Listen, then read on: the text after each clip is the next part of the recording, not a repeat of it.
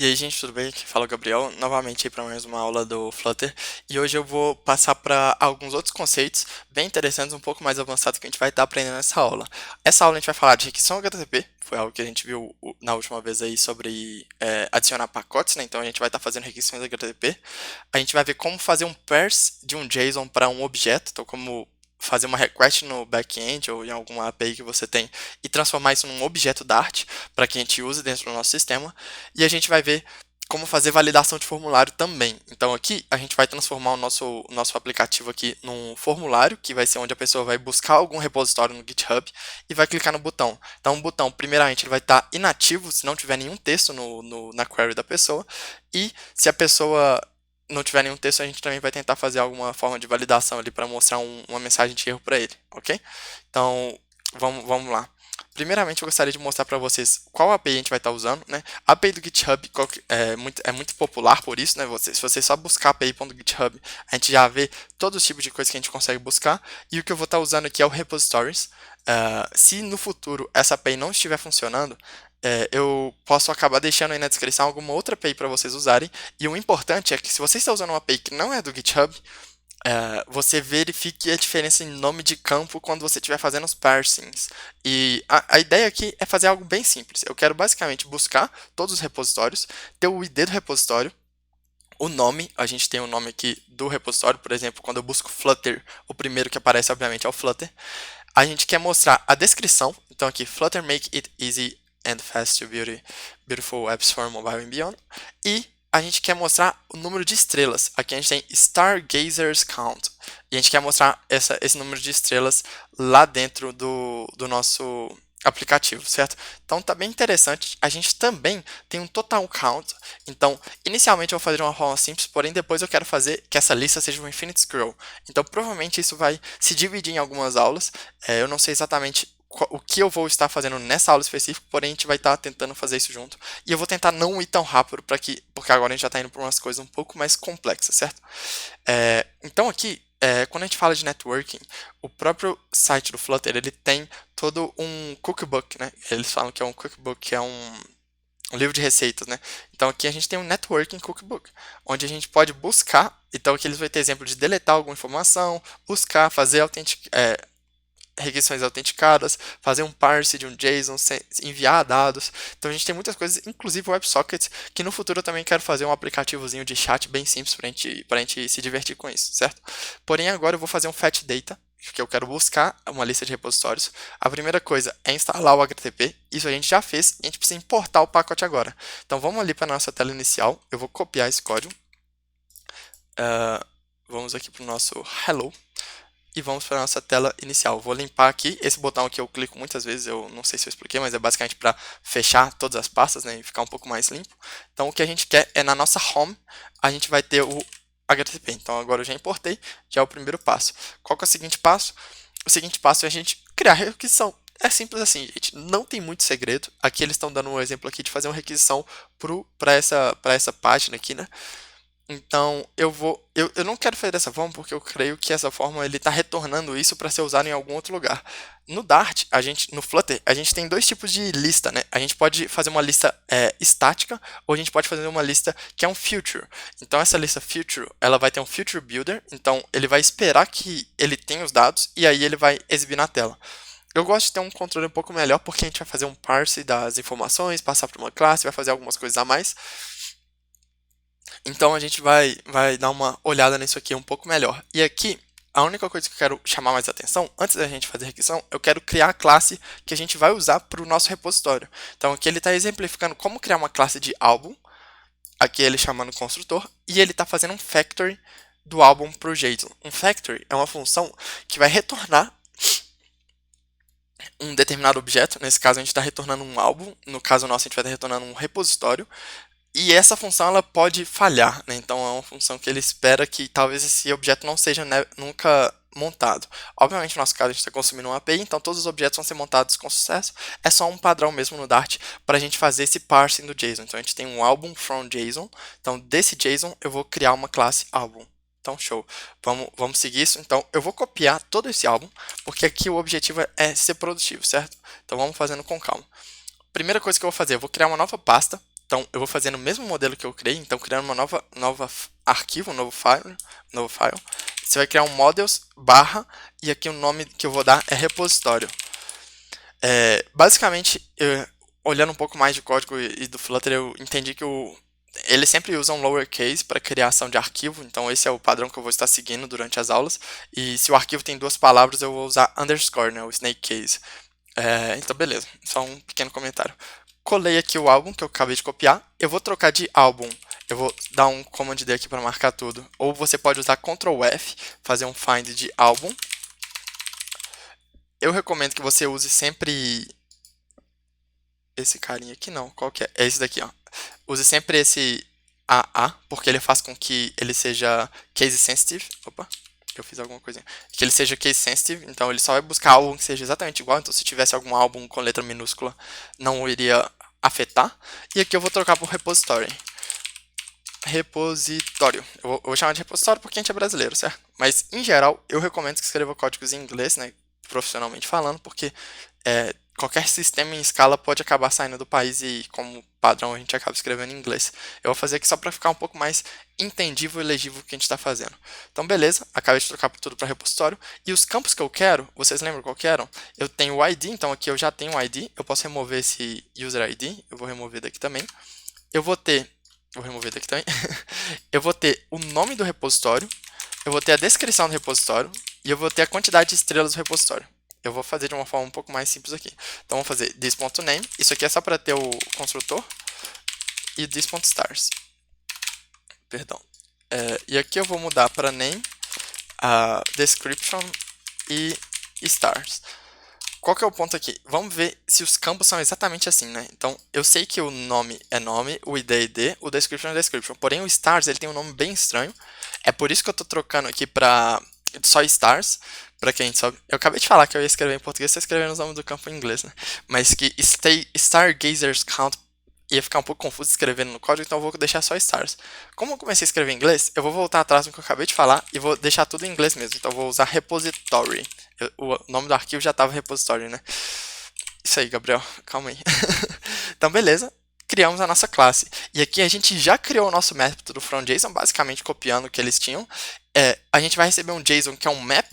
Esse map, a gente pode imaginar isso como uma classe JavaScript. A única diferença é que no JavaScript, mesmo que vocês não saibam, quando a gente está definindo um objeto, a gente sempre está definindo o key como uma string.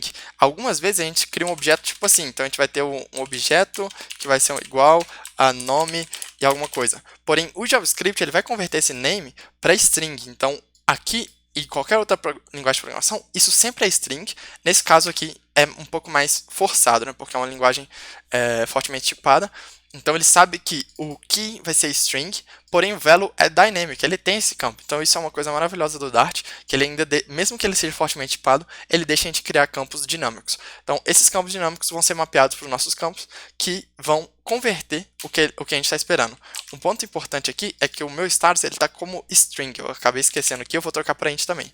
Então o id e o stars são ints, inteiros, né, números, e o name e o description são strings, são os textos que a gente vai estar recebendo da API. Então aqui eu já criei a nossa classe que a gente vai estar usando para exibir as informações no browser.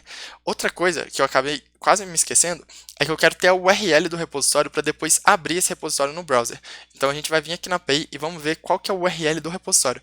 A gente tem um campo HTML URL, que é o URL que a gente precisa para abrir o repositório no browser da pessoa, certo? Então vamos voltar aqui, eu vou ter um campo HTML URL, ele vai mapear para um campo URL. Então novamente, simplicidade, eles chamam de HTML URL porque eles têm muitas URLs.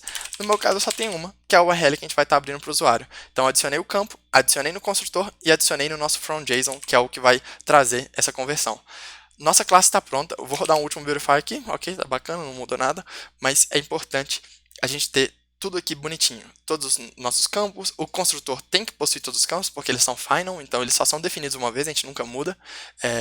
Se é uma classe que a gente estivesse mudando por alguma razão, a gente precisaria, nesse caso a gente não muda, então tá bacana. E a gente tem um factory para transformar um JSON, que é um map string dynamic, para o que a gente precisa, que é o nosso objeto repository. Isso aí tá bacana, é um padrão, quem trabalha com Java, C Sharp, provavelmente já está acostumado a fazer esse tipo de coisa. O JavaScript muitas vezes faz muito automático pra gente, Porém, a gente também não usa tanta classe assim no JavaScript. Aqui é uma coisa um pouco mais utilizada.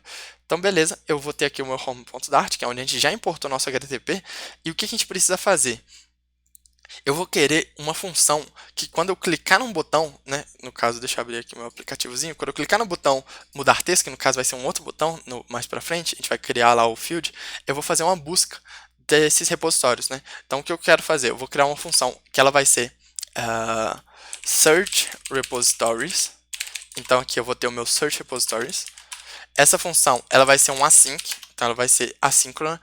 Por padrão, você vai ter um type dynamic aqui. Eu não quero isso, então eu vou especificar que essa função ela não retorna nada, porque essa função ela vai ser responsável por trocar ali o nosso campo de repositories, que a gente não criou ainda. Então vamos criar uma variável repositories, que é uma lista de repositórios, que vai ser uma nova lista de repository.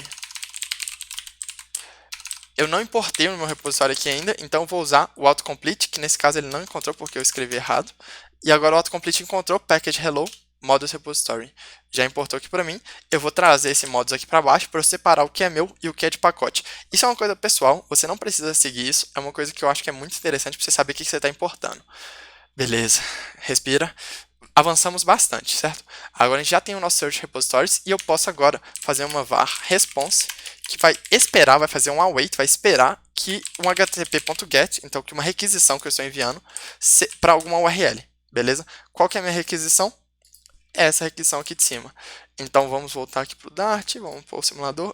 É a requisição que eu já estava usando ali. Eu vou no momento só manter do mesmo jeito. Então a gente tem aqui a API GitHub, estou buscando por Flutter, tá fixo, depois a gente vai fazer um campo de texto. Eu estou buscando a página 0 e por página eu estou trazendo 10 repositórios. Por que eu estou fazendo isso? Para que no futuro a gente tenha paginação. Então essa página ela vai ser dinâmica, certo? A paginação a gente vai usar ela para o infinite scroll. Para quem não está acostumado com requisições HTTP, então sabe alguma linguagem de programação, mas nunca fez. HTTP é basicamente um protocolo para fazer requisições web para alguma API, e o que a gente está fazendo no GET é basicamente a mesma coisa que o browser faz quando a gente entra em qualquer site. Então, o que eu vou receber nesse GET é basicamente o que a gente está vendo nessa página, certo? E aí eu vou converter o que a gente tem nessa página para o que a gente precisa. E como que eu vou fazer essa conversão? Isso que é o interessante de a gente ter criado a classe repository que tem o fromJSON, porque ele vai ser responsável por pegar cada pequeno item e transformar na nossa classe. Então, a pessoa que está lendo o Home Dart não precisa entender que a estrela, né, os stars, vem como stargazers. Isso tudo vai ser um pouco mais dinâmico. Então, vamos voltar aqui para o site do Flutter. Eu quero só ver uma coisa. Como que ele faz o decode? Ele tem esse JSON.decode. Porém, se você analisar um pouco mais essas formas aqui e mais coisas, a gente vai ver esse convert. E esse convert ele tem outra função que é um JSON decode que é um pouco diferente. A gente vai dar uma olhada nisso. Então, eu vou copiar essa biblioteca, que é o Dart Convert. É uma biblioteca do Dart, que já vem com o Dart, você não precisa instalar, para fazer a conversão de alguma coisa de algum JSON. Né? Então, fazer uma leitura de um JSON. Então, eu vou fazer esse JSON. Quando a gente recebe um JSON de uma API, ele vem com um string. Ele vem uma string gigante no formato JSON. Então, a gente vai fazer um JSON decode do response.body. Então, aqui a gente vai ter um body, que vai ser o corpo da requisição, né, o que a gente recebeu de resposta, e a gente vai estar fazendo um JSON decode disso, que ele vai pegar todo esse texto e vai transformar de volta para a gente no objeto que a gente precisa.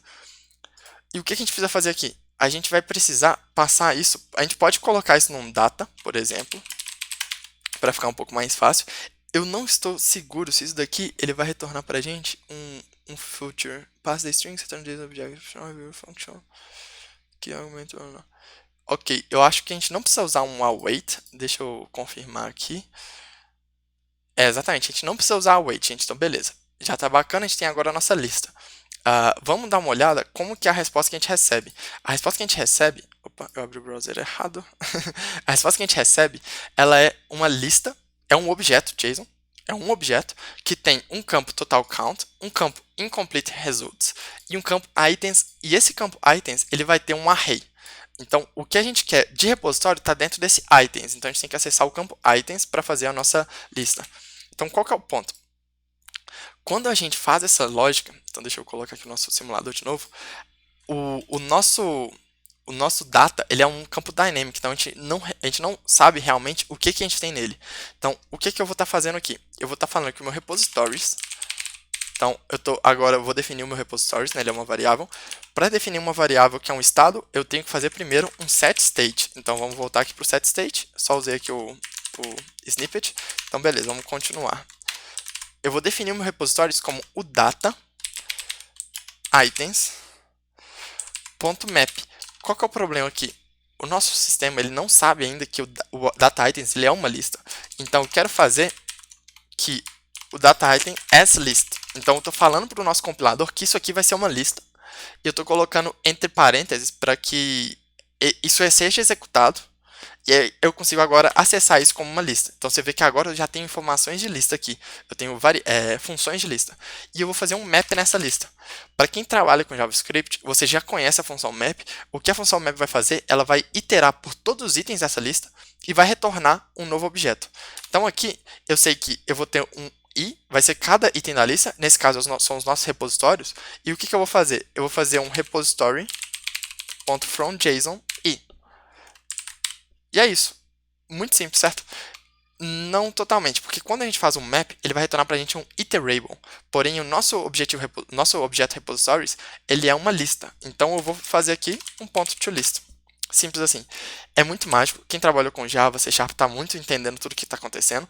Quem trabalha com JavaScript entende o ponto map. E a única coisa que eu estou fazendo é um toList, que é como se fosse um toArray, que é para transformar esse iterable, que é uma lista, em um array. Então, beleza. Isso funciona. Tá bacana. Eu vou dar um print nesses repositórios para a gente ver se tá funcionando legal, né? Ok, primeira coisa que apareceu foi um erro await method not found get. Eu creio, na verdade, é que eu tenho que fazer um full restart. Vamos dar um full restart? Ok, temos nosso full restart. Vocês podem ignorar que isso aqui é a mensagem de erro do passado já. No momento eu ainda não coloquei nada para chamar essa função. Então eu vou trocar o meu mudar texto para quando ele for pressionado, ele vai chamar o search repositories. Show, certo? Então aqui, se eu fizer a busca agora, ele chamou e ele retornou aqui para mim uma lista de instance of repository, porque o repository ele não tem uma forma de print. Então vamos fazer uma coisa. Eu vou fazer um repositories.for each. Então aqui eu tenho o elemento repositório e eu vou dar um print no nome de cada repositório. Então a gente vai conseguir ver o que eu estou recebendo melhor, certo? Vamos dar de novo, mudar texto. Olha, eu recebi aqui o Flutter, Flutter Example Apps, Flutter Plugins, Awesome Flutter, Flutter Go. É isso aí. A gente conseguiu fazer com que o nosso sistema fizesse uma requisição HTTP buscando repositórios do GitHub. E agora a gente setou esses repositórios como uma lista para o nosso estado e a gente já está conseguindo iterar sobre isso.